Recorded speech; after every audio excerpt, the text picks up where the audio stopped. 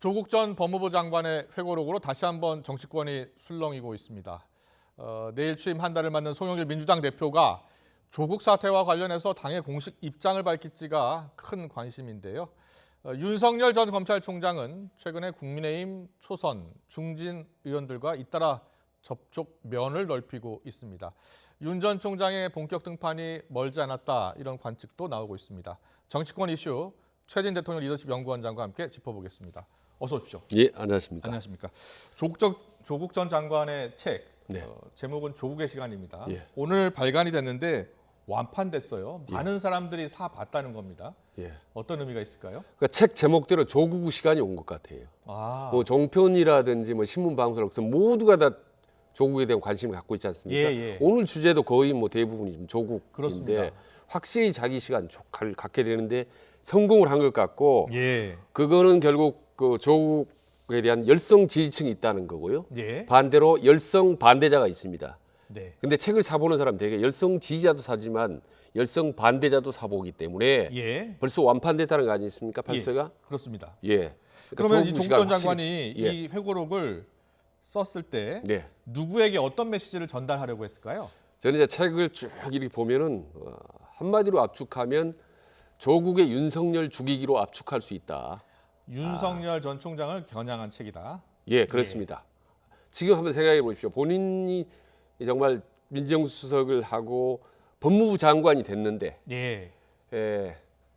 윤석열하고 충돌을 하는 바람에 본인은 자기 표현대로 멸문지와 위기에 처하고 지금 칩거 정치, 은둔의 정치를 하고 있는 반면에 예. 반대로 윤석열이 지금 승승장구해서 대권 주자 1, 2위를 지금 달리고 있지 않습니까? 그렇습니다. 이대로 가면 자칫하면 대통령도 될 수 있겠다라는 아주 큰 우려를 조국 전 장관이 하지 않겠습니까? 예. 자, 그러면 내가 이대로 있을 수는 없다. 내가 나서서 친문과 함께 힘을 뭉쳐서 윤석열을 한번 겨뤄보겠다라는 그런 심리가 저는 이 책에 저는 쓰는데 크게 작동을 했다고 봅니다. 예. 그 책의 주요 내용을 잠깐 소개를 해드리면요.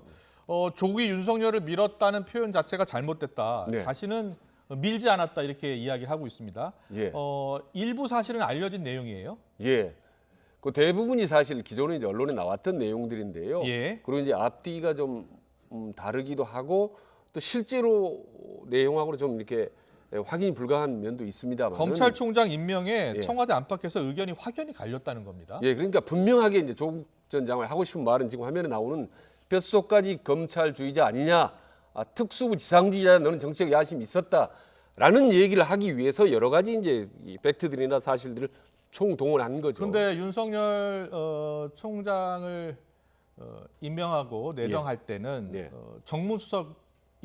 민정수석이었잖아요, 본인이. 예. 본인 민정수석이었으면 검증을 모두 책임을 져야 되는 거 아닙니까? 네. 이런 거 검증 다 했다는 거 아닙니까? 예, 그러니까 그 부분은 이제 참 모호하고 솔직히 말해서 이제 그 조국 수석 그 외에도 여러 가지 의혹적인 부분에 대해서도 예. 본인은 뭐 잘못한 게 없고 억울하고 오히려 사냥을 당했다라는 입장 아니겠습니까? 그렇습니다. 그야말로 본인이 하고 싶은 항변이라든지 분노 예. 이런 것들이 모조리 담긴 게 바로 이제 조국 시간 이 책이라고 보는 거죠. 그렇군요. 이 조국 전 장관이요, 또 윤 전 총장을 정치 검사 행보라고 하면서 예. 조국 수사와 울산시장 사건 수사가 결국은 문재인 대통령을 겨냥한 수사였다, 이렇게 예. 판단하고 있다라고 했어요. 네. 자, 이런 생각을 하게 된 이유는 어디 있을까요? 그러니까 책을 쓸 때는 거기에 예. 대한 나름대로 이제 정교한 어떤 의도나 프레임이 담겨 있거든요. 예. 근데 저는 이제 조국 전 장관 이 책을 통해서 윤석열 전 검찰총장 곧 반문이다. 그리고 수구 보수 세력이다라는 등식을 만들기 위한 저는 그 내용이라고 보는 거예요. 그리고 윤석열은 곧 반문이다라고 낙인을 찍으면은 그렇다면 친문과 대결이 필요하다. 예. 친문이 권기해서 우리 윤석열을 한번 몰아내자, 이겨내자 이런 얘기죠. 그래서 친문 대 반문 구도대로 이 대선을 몰고 가면 결국은 그래도 우리가 친문이 유리하고 이길 수 있다라는 판단을 조국 전 장관이 하고 있는 것 같은데요. 다만 이제 여기서 광고한 거는 과거에 비해서 훨씬 중도 세력이 엄청나게 커졌다는 사실. 예. 이건 이제 본인은 모르고 있는 것 같아요. 사실 조국 전 장관. 왜냐하면 너무 화가 나고 분노에 가득 차면요, 솔직히 냉철한 판단력이 사실 흐려질 수가 있습니다. 예. 저는 솔직히 그런 상태라고 봅니다. 네. 분노에 너무 가득 찼다고 보는 거죠. 조국 전 장관. 조국 전 장관의 책 내용 중에는 정경심 교수의 표창장 위조 파일 발견 보도가 노무현 전 대통령 당시 논두렁식의 보도와 좀 비슷하다, 비교가 된다 이렇게 썼어요. 이렇게 쓴 이유는 어떤 배경이 있을까요? 노무현 대통령이 논두렁식이 하면요, 정말 친문이 너무 화가 나고, 그리고 보통 사람들도 야 저건 해도 너무했다라는 심리가 다 작동을 하거든요. 바로 그런 심리. 그러니까 노무현 대통령에 대한 안타까움과 분노를 본인에게 대해서 대입시키기로 한 그런 이제 의도가 좀 있었던 것 같은데, 그 좀 관련성은 사실은 뭐 많지 않죠. 이 회고록을 쓰게 된 배경, 정치에 개입하기 위해서가 아니다라고 주장을 하고 있는데 야당에서는 정치적으로 뭘 개입하려고 한 것 아니냐 이렇게 주장하고 있습니다. 어떻게 보세요? 야당뿐만 아니라 여당, 그러니까 민주당 내부에서도 그런 문제를 제기합니다. 왜냐하면 조국 전 장관 그런 생각을 할 수도 있고 주장을 할 수도 있다. 다만 왜 하필 책이냐? 책으로 꼭 썼어야 되는 거냐 말이죠. 이미 재판 과정에서 수없이 침묵을 지키고 묵비권 행사하더니 굳이 책을 쓰는 이유가 뭐냐라는 거하고, 또 하나는 왜 이 시점이냐 하필이면 지금 6월부터 경선 국면에 들어가고 윤석열이 곧 정치를 본격화하는 이 시점 왜 시점이라는 문제 제기가 민주당 내에서도 많이 좀 나오고 있습니다. 그래서 저는 이 책을 계기로 해서 저는 조국 전 장관이 모든 부담을 감수하고 본격적으로 정치적 행보를 저는 개시했다. 그리고 나아가서 대권 과정에서 본인의 역할을 하기 위한 어떤 신호탄을 쏘았다고 저는 봅니다. 글을 자세히 좀 살펴보면 감정적인 표현 문구가 많이 들어갑니다. 무간지옥 그리고 검찰 수사를 사냥에 비유를 했고요. 고통을 받았다라는 이야기를 적극적으로 지금 하고 있는 것 같아요. 그러니까 그때 아시다시피 청문회 이후라든지 검찰의 압수수색뿐만 아니라 전방위로 사실 압박을 받고 융단포화를 받은 건 사실입니다. 사실은 언론에서도 그렇고요. 그래서 조국 개인으로 본다면 본인은 정말 처절한 심정일 겁니다. 정말 그걸 이해할 것도 같아요. 그리고 아시다시피 부인 정경심 교수뿐만 아니라 두 지금 아들 딸까지도 아마 얼굴을 들고 다니기가 힘들 정도로 그런 개인사 아는 제 인정을 충분히 합니다만은 이 시점에 과연 저는 책을 어떻게 보면 이제 폭탄을 던진 거나 다름없는데 저게 과연 민주당의 파편이 많이 튈 텐데 그리고 문재인 대통령한테도 상당히 부담이 될 텐데 저렇게까지 하는 건 보통 비장한 독심을 품었구나 하는 예상이 드는 거예요. 그리고 이거는 좀 미묘합니다만 저 과정에서 과연 문재인 대통령이 저 책을 출판하는 것을 사전에 몰랐을까? 만약에 알았다면 어떤 입장을, 어떤 생각을 했을까라는 게 솔직히 개인적으로 궁금합니다. 지금 조국 전 장관의 회고록을 놓고서 민주당 내에서도요. 지금 평가가 엇갈리고 있습니다. 민주당 내에서 나오는 목소리 듣고 다시 계속 이어가겠습니다. 언론에서 포화했었던 사실과는 좀 다른 측면들 이런 것들을 제대로 해명하기 위한 작업은 개인적으로 필요하다고 보지만 민주당 차원에서는 이제 민주당의 길을 가야 된다. 민주당의 길은 민생의 길이다. 라고 하는 것을 좀 분명하게 긋고 갔으면 좋겠고요. 조국 전 장관 같은 경우에는 민정수석이었고 법무부 장관이었기 때문에 사실상 민주당의 당적을 보유할 수 없는 공무원 신분이었습니다. 이것을 당이 대신 나서서 사과를 한다는 것 자체가 주체로서 좀 적절한가라는 이런 좀 고민이 있고요. 이번 회고록에 대해서 평가가 당 내에서도 미묘한 차이가 있는데요. 내일 송영길 대표가 취임한달 기자회견에서 이 조국 사태와 관련해서 어떤 입장을 밝힐지가 주목이 되거든요. 어떤 입장이 나올 것 같습니까? 지금 오늘 조금 전이니까 1시 반부터요. 국회 대표실에 송영길 대표 주재로 최고위원 비공개 회의를 했습니다. 거기서도 조금 전에 지금 방송에 나온 대로 찬반 양문이 있었습니다. 우리가 왜 당에서 굳이 이런 입장을 내야 되느냐 라는 거하고 선을 긋고 해야 되는 이 찬반 경론 끝에 결국 송영길 대표가 최종적으로 정리했습니다. 내일 공식적으로 사과 발언을 하기로. 그 이유는 어찌됐든 간에 지금 20, 30대 분노가 극에 달해 있고, 그리고 국민의힘에서는 지금 이준석 돌풍이 불고 있는 와중에 조국 회고록이 파문이 났는데 우리가 침묵을 지키고 갈 경우 이거는 우리가 정말 궁지에 몰릴 수도 있다. 그래서 우리가 결국 사과를 해야 된다라는 식으로 최종 정리해서 지금 내일 어떻게 보면 대국민 사과회견을 사실 할 예정입니다. 다만 수위를 어느 정도까지 해야 될고 지금 이제 막판 고민하고 있는 것 같습니다. 그렇죠. 예. 밤새 또 바뀔 수도 있습니다. 그럴 수도 있겠죠. 막판에 예. 왜냐하면 이제 친문이라든지 청와대라는 주위에서도 강력하게 그렇습니다. 이의 제기가 들어가면 입장이 바뀔 수도 있다고 봅니다만은 그렇죠. 내일 일단 어떤 입장을 송영길 밝힐지 대표의 내일 생각은 가봐야지 사실 아는 거죠. 예, 송영길 대표 생각은 확실히 저희들이 확인을 했죠. 예. 예. 알겠습니다. 계속해서 윤석열 전 총장 이야기 할까요? 자, 앞서 예. 표현을 조국 전 장관이 사실상 윤석열 전 총장을 겨냥하고 예. 죽이게 나선 것 아니냐 이렇게 이야기를 하셨는데 윤석열 전 총장이요 최근에 국민의힘 의원들을 잇따라 만나고 있습니다. 예. 이 어떤 의미일까요? 그러니까 제가 윤석열 장관의 이제 대권 행보 세계 플랜 A, B, C 세 가지가 있었는데요. 결국은 A는 독자적인 신당을 만들어서 한번 대선에 출마하는 거 이 부분에 대해서는 포기한 것 같다. 예. 플랜 B, 이 국민의힘에 입당을 해서 뭔가를 도모하는 이 플랜 2 쪽으로 확실히 가닥을 잡은 것 같다는 생각이 드는 게 1포인트고요. 두 번째는 이번에 이제 만난 사람을 보니까 아버지 고향이 지역구인 정진석 충청도의 오선 의원입니다. 친구입니다. 같이 60년생 친구인데 만나고 거기다 또 바로 이어서 어머니의 고향인 강릉에 서 최다선 의원이 사실 권성동 의원을 딱 만났다. 그것도 친구입니다. 같이 60년생 친구인데 이걸 보면서 상당히 정교하구나. 국회의원을 만나는데 국민힘도 만나는데 벌써 어머니 고향, 아버지 고향, 뭐 친구 가고 그리고 거기다 또 저 경제 쪽에 이미지가 강한 윤희숙 의원도 만나러 하는 거 보면 상당히 나름대로 정무적인 시나리오, 계획표를 가지고 움직이고 있구나.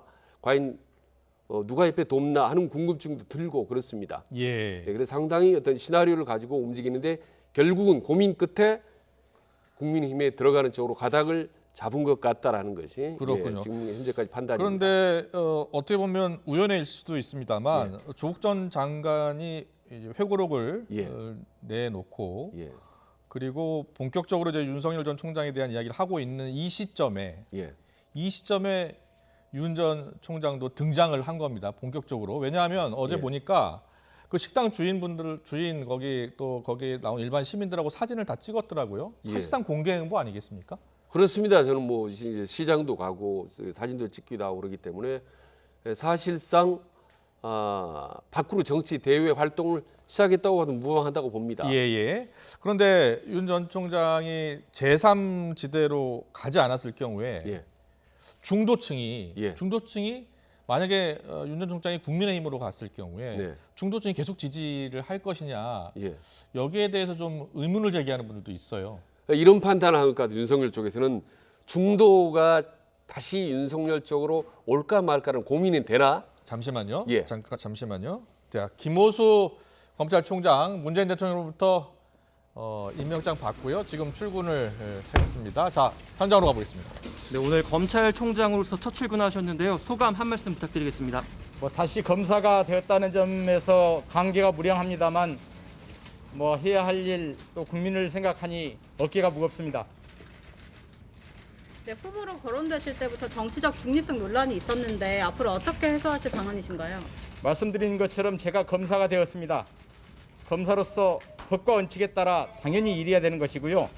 모든 일을 공정하게 처리하도록 하겠습니다. 네, 현안 수사가 많이 산적해 있는데 수사 진행은 앞으로 어떻게 하실 예정인지. 아직 보고 왔지 않았지만 하나씩 검찰 구성원들을 믿으며 자율과 책임 원칙하에 해내도록 하겠습니다. 내일 아침에 박범계 장관 만나실 예정인데 검찰 인사 논의하시나요? 내일은 정말 제가 이제 처음 임명장을 받았으니까요. 장관께 인사드리러 가는 것이고요. 인사와 관련해서는 따로 충분히 말할 기회가 있지 않을까 생각합니다. 감사합니다. 잠시 뒤에 한 번 더 들을 텐데요. 김호수 신임 총장 이렇게 이야기했습니다. 다시 검사가 돼서 감개무량하다. 어깨가 무겁다. 검사로서 법과 원칙에 따라 모든 일을 공정하게 추진하겠다라고 이야기를 했고요. 하나씩 우리 검사들을 믿고 자율과 책임 원칙에 따라서 모든 사건을 처리하겠다라고 했습니다. 다시 한번 들어보겠습니다. 네, 오늘 검찰총장으로서 첫 출근하셨는데요. 소감 한 말씀 부탁드리겠습니다. 다시 검사가 되었다는 점에서 감개가 무량합니다만 해야 할 일 또 국민을 생각하니 어깨가 무겁습니다. 네, 후보로 거론되실 때부터 정치적 중립성 논란이 있었는데 앞으로 어떻게 해소하실 방안이신가요? 말씀드린 것처럼 제가 검사가 되었습니다. 검사로서 법과 원칙에 따라 당연히 일해야 되는 것이고요. 모든 일을 공정하게 처리하도록 하겠습니다. 네, 현안 수사가 많이 산적해 있는데 수사 지휘는 앞으로 어떻게 하실 예정인지. 아직 보고 왔지 않았지만 하나씩 검찰 구성원들을 믿으며 자율과 책임 원칙하에 해내도록 하겠습니다. 내일 아침에 박범계 장관 만나실 예정인데 검찰 인사 논의하시나요? 내일은 정말 제가 이제 처음 임명장을 받았으니까요. 장관께 인사드리러 가는 것이고요. 인사와 관련해서는 따로 충분히 말할 기회가 있지 않을까 생각합니다. 감사합니다. 네, 문재인 정부의 마지막 검찰총장이 됐습니다. 김호수 신임 검찰총장. 다시 검사가 돼서 감개무량하다고 했고요. 중립성에 대한 의문을 제기하는 그런 질문이 있다라고 하니까 검사로서 법과 원칙에 따라 모든 일을 공정하게 추진하겠다라고 이야기를 했습니다. 최진 원장께 좀 여쭤보겠습니다. 원장님, 김호수 총장이 이제 문재인 정부의 마지막 검찰총장입니다. 네. 중립성 여러 가지 문제를 제기하고 있습니다만 본인은 이제 법과 원칙에 따라서 모든 일을 공정하게 처리하겠다라고 했어요. 자, 예. 어떻게 예상하십니까? 저는 이렇게 답변을 대신하겠습니다. 네. 검찰총장 2년 임기제가 처음으로 도입된 게 노태우 정부 때입니다. 예. 이후에 6명의 역대 정부의 마지막 검찰총장을 제가 분석을 해보니까 예. 세 가지입니다. 첫째는 미운하거나 대통령이 자기가 믿는 사람을 임명을 했고 예. 두 번째로는요, 모든 검찰총장들이 네. 뜻대로 되지 않았습니다. 말하자면 실제로 마지막으로 실제로 검찰총장 가는 경우가 많았습니다. 호위무사 역할을 기대하고 자기 사람 임명을 했는데 네. 결국은 등을 돌리거나 결국 자기가 할 길을 가버린 경우가 대부분이었습니다. 대표적인 경우는 지난번에 말씀드린 김영삼 정부 때 김태정 검찰총장 예. 또 결국은 이른바 DJ 비자금 사건을 대선 이후로 넘어서 다음 정권에 기여해버린 거죠. 그러니까 마지막 검찰총장은요, 현재 자기를 임명해준 권력자 중요하지만 미래의 권력자의 눈치를 계속 볼 수밖에 없는 것이 묘한 권력의 법칙이 작동을 하는 거고. 그렇군요. 하나만 더 말씀드리면 예. 그 6명의 마지막 검찰총장이 전부 다 2년 임기를 채운 사람은 단 한 명도 없었습니다. 그렇습니까? 6명 그렇습니다. 정권을 다시 재창출해도 정권을 재창출해도 예, 정권이 김대중 바뀌어도 정부 마지막 검찰총장 김가경 노무현 정부 정권 재창출했지 않습니까? 예. 바로 바뀌었습니다. 가서 얼마 되지 않아. 아, 싹 바뀌었습니다. 새로운 6명. 리더십이 오면 예, 같은 민주당 정부여도 예. 바뀐다. 그렇습니다. 다른 예. 건 다 놔두라 검찰총장만큼은 새로운 권력이 바뀝니다. 그렇기 예. 때문에 아마 김호수 검찰총장도 어떻게 갈지 예. 어떻게 될지는 두고 봐야 됩니다. 그렇습니다. 앞으로 어떻게 일 처리를 할지 예. 지켜보겠습니다. 계속해서 정치권 이슈 짚어보겠습니다. 어제 국민의힘 당대표 후보 첫 TV 토론회가 열렸는데요. 혹시 보셨습니까? 주요 장면 저희가 영상으로 정리했습니다.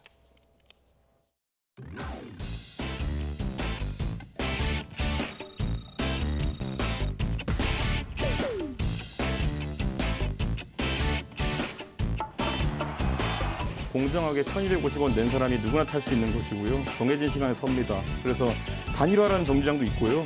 초기에 우리 경선에 합류하는 정류장도 있습니다. 그것은 먼저 출발하게 되면 우리 당내에 있는 후보들만 올라타게 됩니다. 공정성에 대한 의심을 가질 수 있습니다. 우리의 경선 열차는 추석이 지난 9월 말에 출발합니다. 우리가 출발할 때까지 들어오지 않으면 그냥 갈 수 있다는 건데 그것이 자칫 잘못하면 야권 분열된 상태로 대선을 치를 수 있는 위험이 있다.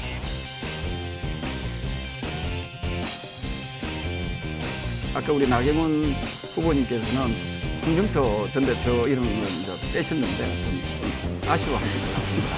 그래서 모든 후보님들이 다 함께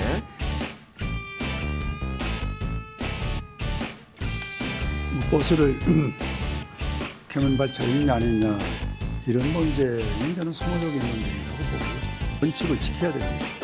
누구가 오기를 기다리고 그 사람이 언제 지나면 온다는 보장이 없잖아요.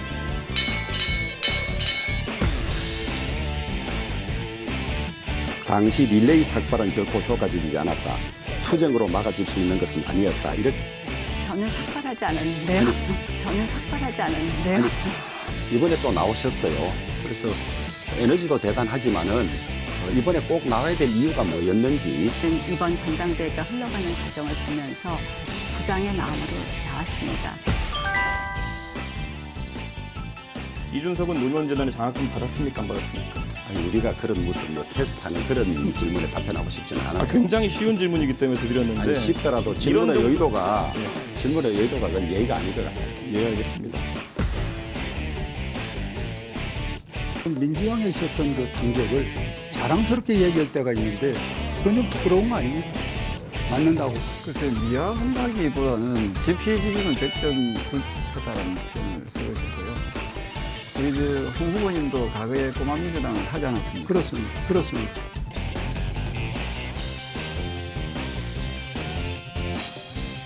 네, 저희가 뭐 정리를 해드렸습니다. 예. 당권 버스는 과연 어디로 갈까? 예. 어디로 갈 것 같습니까, 원장님? 어쨌든 좋은 예. 길로 가는 것만 확실한 것 같습니다. 좋은 길로 가고 있다. 예, 저는 왜냐하면 저는 과거에 누가 될지는 모르지만 국민의힘의 무슨 당권 대회라든 뭐 이런 무슨 행사만 있으면 저는 상당히 좀 방송에서 비판적이었었습니다. 일단 예. 외모 옷차림이나 이런 것, 말투, 행사 모든 게 좀 고리타분하고 재미없었고 솔직히 과거에. 예. 근데 요번 온 같은 거 보면 정말 재밌고 상당히 품격 있다라고 저는 아낌없는 칭찬을 해주고 싶습니다. 네. 이른바 이제 버스론 같은 경우도 보면 일반인들도 누구나 알기 쉽게 예. 하는 것들이 탁탁 재치가 넘치고 네. 또 이준석 의원 즉석에서 퀴즈 낸 질문도 상당히 젊음답게 네. 있지만 또 답변하는 주호영 의원도 상당히 좀 재치 있게 그 넘기는 걸 보면서 예. 야 상당히 우리 야당이 저렇게 재밌고 품격 있게 할 수도 있구나라는 걸 새삼 느꼈기 때문에 예. 결국 결론이 어느 쪽으로 나더라도 말하자면 이준석이 되든 예. 혹은 아스락이 되지 않든 간에 어쨌든 이번에는 정말 국민의힘 전당대회는 어떤 당대표 선거는 이기는 게임을 했다라고 예. 봅니다. 아마 이런 부분은 민주당도 상당히 위기의식을 느끼고 좀 그런 것 같습니다. 네. 그런데 지금 이준석 후보 같은 경우에는 예. 최근 각종 여론조사에서 1위를 달리고 있다 보니까 예. 다른 주자들이 공격을 하잖아요. 특히 예. 이게 유승민계 아니냐. 예. 또 혹시 유승민 전 의원을 대선 후보로 만들려고 하는 것 아니냐 이런 질문을 계속 하고 있어요. 여기에 대해서 이준석 전 최고위원이 이렇게 이야기했는데 이야기 듣고 오겠습니다. 제가 봤을 때는 제가 만약 당대표가 되면 최대 피해자는 유승민입니다. 예를 들어 유승민 의원이 유리하다고 생각하면은 다 이준석이가 그것 때문에 그랬다 이렇게 할 테니까 오히려 제가 방어적으로 나올 수밖에 없지 않습니까? 오히려 최대 수혜자는 안철수.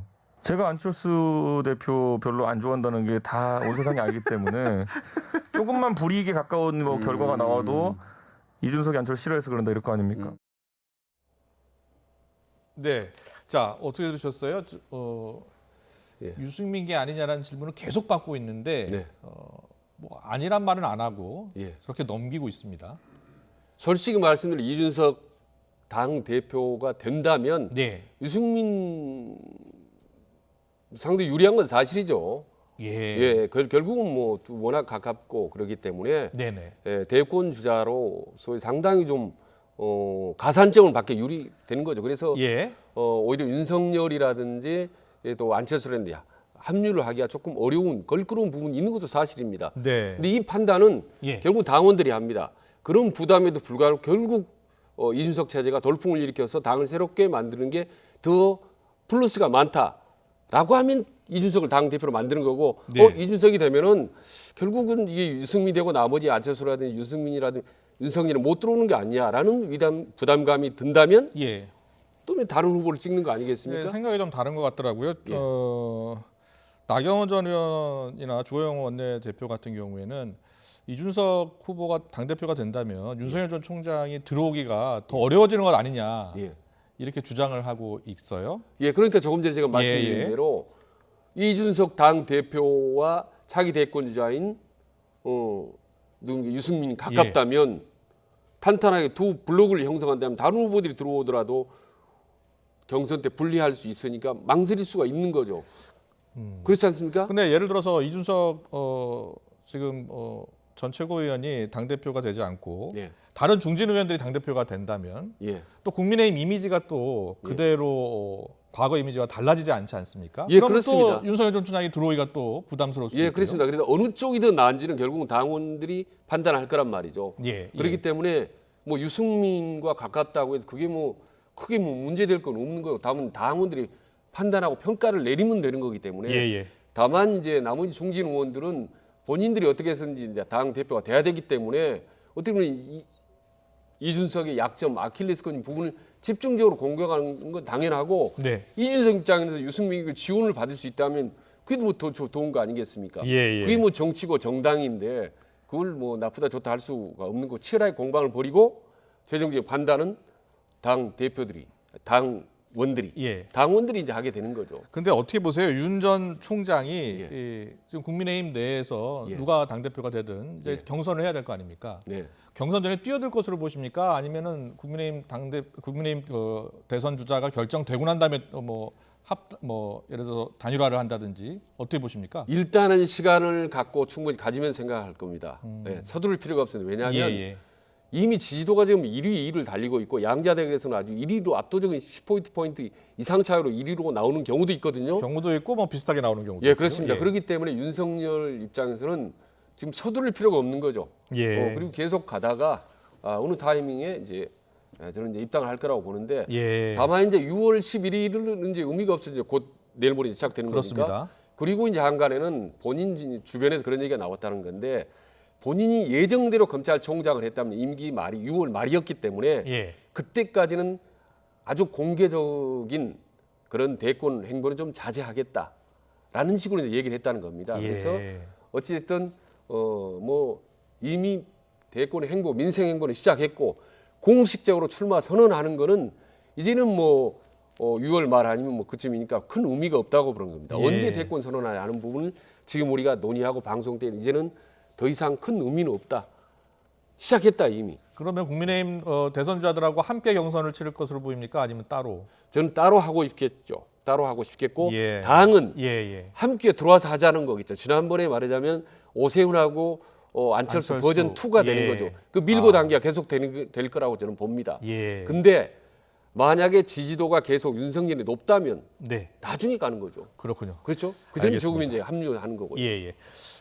이준석 후보 돌풍이 여당에서는 부럽다 라는 얘기도 나오고 또 네. 견제하는 발언도 나오는데 대선 주자들의 생각이 조금씩 달라요. 참 네. 보고 오겠습니다. 이재명 경기지사 같은 경우에는요. 이준석이 선전했으면 좋겠다. 네. 이렇게 이야기를 했고요. 네.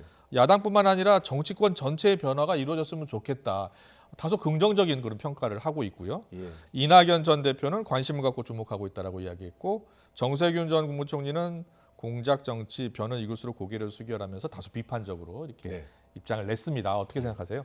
그러니까 이준석 현상이라고 표현을 하지 않습니까? 예. 현상이라는 거는 이준석 개인보다도 사회의 어떤 여론, 민심이 많이 거기에는 반영돼 있다는 거거든요. 말하자면 예. 20, 30대의 어떤 분노라든지 이런 이제 대중들의 중도 보수층들의 어떤 이런 민심이 함께 있기 때문에 이재명이라든지 이낙연이라든지 민심과 충돌할 수는 없다라고 하기 때문에 예. 신중하거나 상당히 오히려 우호적인 표현을 하는 거죠. 아, 반면에 이제 정세균 전 이제 총리 입장에서는 지금 3위이기 때문에 예. 상당히 좀 여론조사가 3, 4위 나오지 않습니까? 네, 그렇습니다. 그럼 초조합니다. 예. 그렇기 때문에 세게 그렇군요. 예. 부딪히는 것이 오히려 본인의 지지율을 올리는데 유리하다고 생각을 해서 약간 좀 파격적인 좀 부담스러운 전략을 구사하고 있다고 보는 거죠.